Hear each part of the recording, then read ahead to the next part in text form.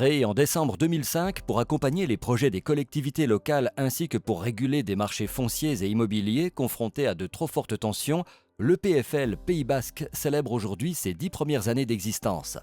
Ce premier anniversaire est l'occasion de revenir sur le contexte de création de l'établissement à travers le témoignage des acteurs institutionnels ayant prévalu à la mise en œuvre de cet outil.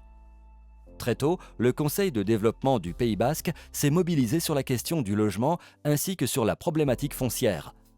Bernard Daretsch, alors président du Conseil de développement du Pays Basque, témoigne de l'engagement des acteurs de l'époque. Le Conseil de développement a pris l'initiative d'étudier cette question et de faire des propositions aux élus. Et donc nous avons créé une commission ad hoc qui s'intitulait « Habitat et maîtrise du foncier ». On a fait un énorme travail. On a fait participer tous les acteurs du foncier et du logement, depuis les organismes HLM jusqu'aux agences immobilières, en passant par les constructeurs, etc. Et dans le cadre de ces propositions, nous avons préconisé l'étude de la création d'un établissement public foncier dont l'objectif premier, c'était d'extraire de la spéculation foncière une petite partie du foncier pour permettre aux collectivités locales de construire des logements, notamment des logements sociaux pour les jeunes en particulier. Que les élus se sont très vite emparés de cette proposition, qu'ils ont trouvée intéressante, et il a fallu 3 ans pour créer cet établissement public foncier qui est né en 2005. À la lumière des relations établies avec l'État par le Conseil de développement, notamment sur la problématique de décentralisation, une mission interministérielle a été dépêchée en Pays Basque pour établir un diagnostic assorti de propositions sur les questions de l'habitat, du foncier et de la planification. Monsieur Durand, préfet des Pyrénées-Atlantiques, revient sur le rapport de Corsac. Il y a une vingtaine d'années, la question de l'accès au logement des jeunes comme des classes modestes et moyennes se posait déjà avec acuité. Il y a donc eu une volonté des acteurs locaux, des pouvoirs publics de réagir. C'est la raison pour laquelle un rapport a été commandé, le rapport dit Corsac en 2003, et qui résulte d'une commande conjointe des ministères de l'équipement, de l'intérieur, de l'agriculture notamment. Cette commande a été passée en 2003, ce rapport a été rendu en 2004, et parmi les préconisations qu'il comportait, il y avait la création d'un établissement public foncier local. Alors ça n'était pas la seule préconisation, il plaidait également pour la relance de la planification urbaine d'une part, et d'autre part pour la mise en place d'un plan d'urgence logement. Donc 3 volets, planification, plan d'urgence logement et création donc de cet établissement public foncier local dont se sont pleinement saisis les élus locaux. Le Conseil général des Pyrénées-Atlantiques a été la véritable cheville ouvrière du processus de création de l'EPFL. Son président évoque l'aventure institutionnelle et réaffirme l'importance de la dimension locale de l'outil, fondamentale pour répondre de manière adaptée au contexte basque. Un contexte particulier, mais qui ressemble quand même un peu au contexte actuel. Crise du foncier, crise du logement.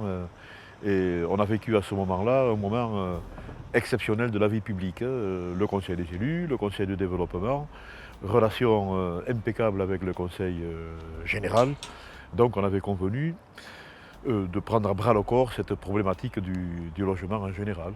C'était le moment où on avait commencé de réfléchir sur le PUL, plan d'urgence logement. On avait d'ailleurs imaginé quelques dispositifs sur le surcoût du foncier. C'était le moment où on réfléchissait sur la création de l'agence d'urbanisme. Bref, un bouillonnement, une très belle dynamique en Pays Basque. On avait considéré qu'il était opportun, nécessaire de mettre en place donc un établissement public foncier local. L'idée avait germé avec peut-être une appétence supérieure à l'intérieur que sur la côte. Ça a été un très bon moment de l'action publique, parce que collective, parce que cohérente, volonté unanime, et nous avons réussi à le mettre en place, après beaucoup de discussions. 10 ans après, les acteurs institutionnels dressent un premier bilan de la situation foncière en Pays Basque, tout en soulignant l'importance de l'outil EPFL. Alors la situation foncière en Pays Basque reste tendue, d'abord parce que le territoire prospère, s'est développé, a une bonne image, d'autre part parce qu'il y a toujours de nouvelles arrivées, une pression démographique importante. Il faut d'ailleurs s'en réjouir, ça montre que le territoire est attractif. Donc cette question de la problématique foncière reste très prégnante, d'autant plus prégnante que le législateur a modifié le cadre d'intervention en mettant en place des obligations de production au niveau communal, au niveau intercommunal, obligations de production de logements sociaux. Mais au-delà, il y a bien sûr le rôle central de l'établissement public foncier local. On voit bien que 10 ans après, cet établissement affiche un bilan particulièrement satisfaisant.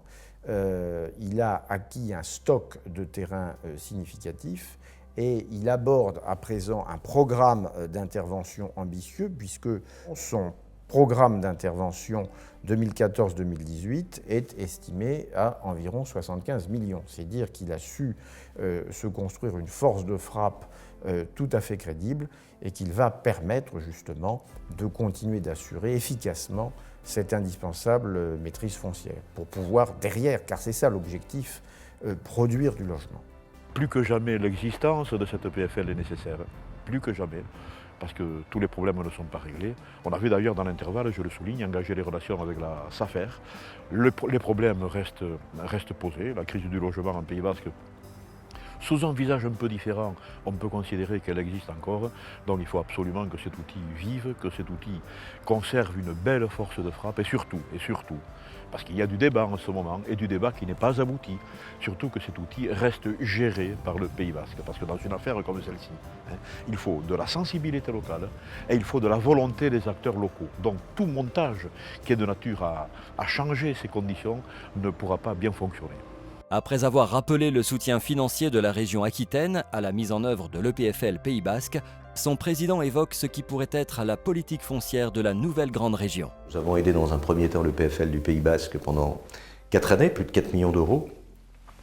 Est-ce qu'aujourd'hui, avec la loi NOTRe, qui spécialise les compétences, la région doit continuer à intervenir sur un aspect urbain? Est-ce qu'elle ne doit pas plutôt se concentrer sur l'aspect foncier agricole et foncier économique? C'est une réflexion dans laquelle nous sommes engagés.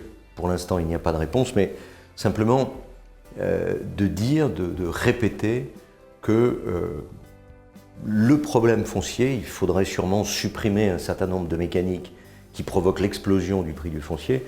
En tout cas, le problème foncier est un élément essentiel de cadre de vie, de développement économique, d'installation donc des jeunes agriculteurs et d'équilibre sur l'accès au logement pour les jeunes ménages et les personnes les plus modestes. Bon travail et bon anniversaire.